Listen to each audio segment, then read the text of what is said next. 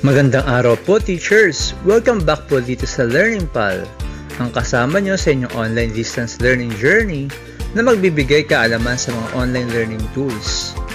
Kaya mag-subscribe at i-hit lang ang bell ng ating YouTube channel para ma-update tayo sa mga bagong mga learning videos. Good day po, teachers! Ngayon po ay babahagi ko po sa inyo kung paano gumawa ng rubric sa classwork ng ating Google Classroom para ma-check ang outputs ng ating mga estudyante. Para mas madali at mas objective ang pag-a-assess natin sa mga outputs ng ating mga estudyante, ay gagamit po tayo ng rubric. Alam naman natin na ang rubric ay isang instrumento na pangsukat na tumutulong sa ating mga guro na masuri ang performance ng ating mga estudyante gamit ang mga pamantayan. Ito rin ay isang set ng pamantayan sa pagmamarka na nagkakaibang antas ng produkto at proseso. Para makagawa ng rubric sa ating Google Classroom, kailangan natin pumunta sa ating Google Classroom. Dahil kita na natin ang ating profile pic, ibig sabihin, naka-sign in na tayo sa ating Google account. I-click natin ang 9 dots na sumisimbolo sa mga Google Apps at hanapin ang Google Classroom. Pag nasa Google Classroom na tayo, i-click natin yung class kung saan tayo magbibigay ng performance task. I-click natin itong Science 3 Galileo. Para makagawa tayo ng performance task, punta tayo sa classwork. I-click natin yung classwork.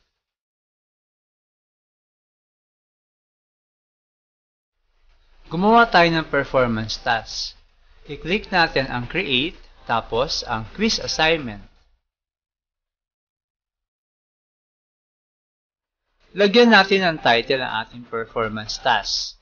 Ilagay natin performance task number 1, paper rocket.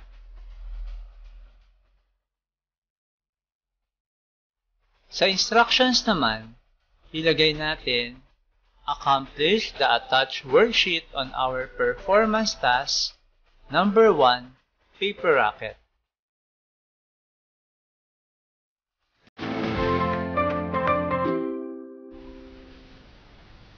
I-remove natin itong Google Form.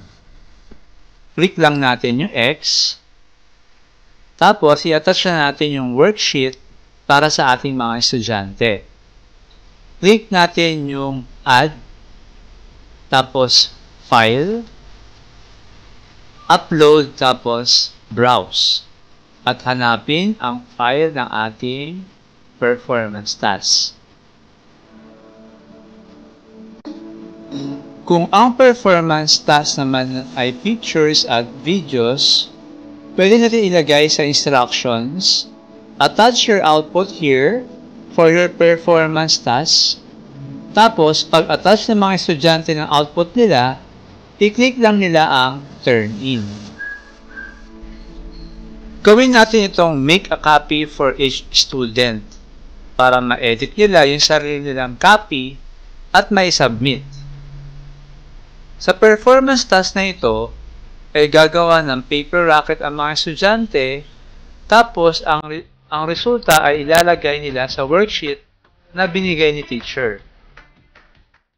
Mapapansin natin sa worksheet na gagawa sila ng hypothesis, ilalagay ang data ng kanilang experiment, at bubuo ng kanilang sariling conclusion tungkol sa kanilang ginawang experiment.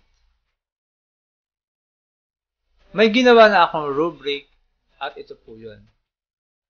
Ang gagawin po natin ay ilalagay natin ito sa ating Google Classroom. Para makagawa ng rubric, punta tayo sa baba at i-click ang rubric.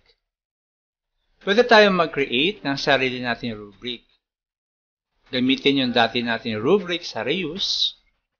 At pwede din tayo mag-upload ng rubric gamit ang Google Sheets.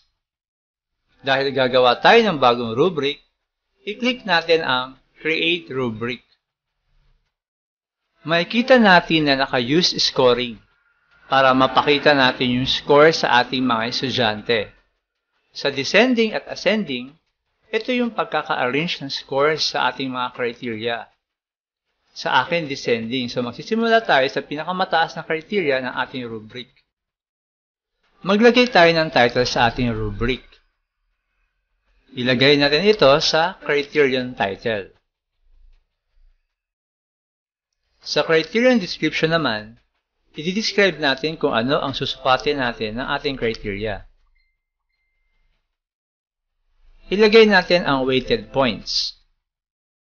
Sa level title, ito yung nagbibigay kung anong antas na ng kasanayan ang naipakita ng ating estudyante. Sa description, ito yung naglalarawan sa level ng kasanayan ng ating mga estudyante. I-copy at i-paste na lang natin yung rubric natin sa Word papunta sa rubric dito sa Google Classroom.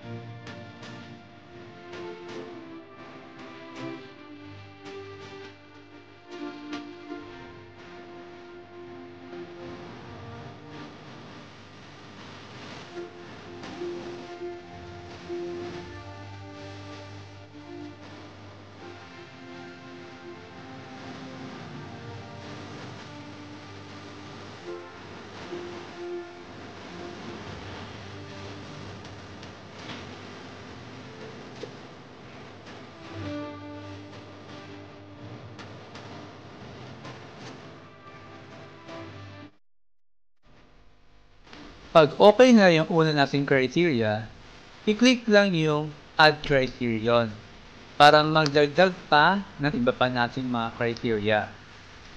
At pag nalagay na po natin lahat ng ating criterion, huwag po natin kalimutang i-click sa kanang taas na bahagi ang Save.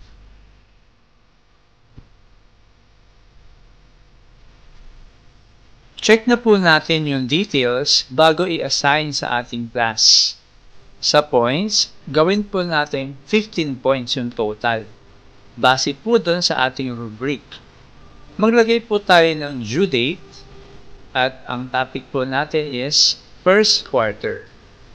Pag okay na po lahat, click na po natin ang Assign.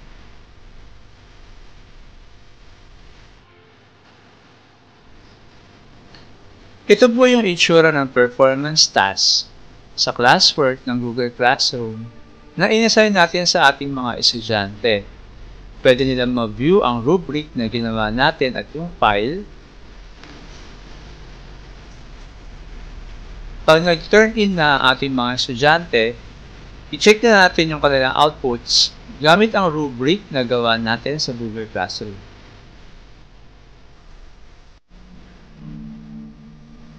Balik tayo sa ating Google Classroom. Punta tayo sa classwork. Click natin yung ating performance task.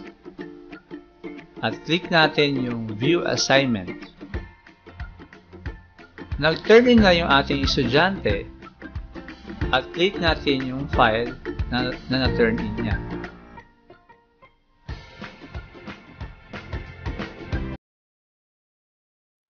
Lagyan natin ng score yung performance task ng ating mga estudyante gamit ang ating rubric. I-click lang yung mga blocks na gusto nating ibigay na score. Makikita natin na automatic na nagtototal ng ating rubric. Pag tapos na tayo magbigay ng score, i-click lang sa taas yung arrow na papunta sa kanan para sa susunod na estudyante. Maraming salamat po, teachers. Sana nakatulong po ito para makagawa po tayo ng rubric para sa outputs o performance ng ating mga estudyante. Kung nagustuhan niyo po itong video, please like and share. And comment kung may mga questions po tayo. Muli, Maraming salamat po.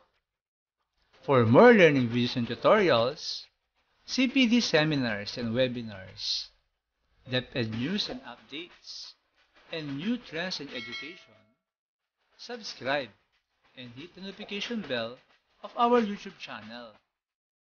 For more learning resources, join my Facebook group.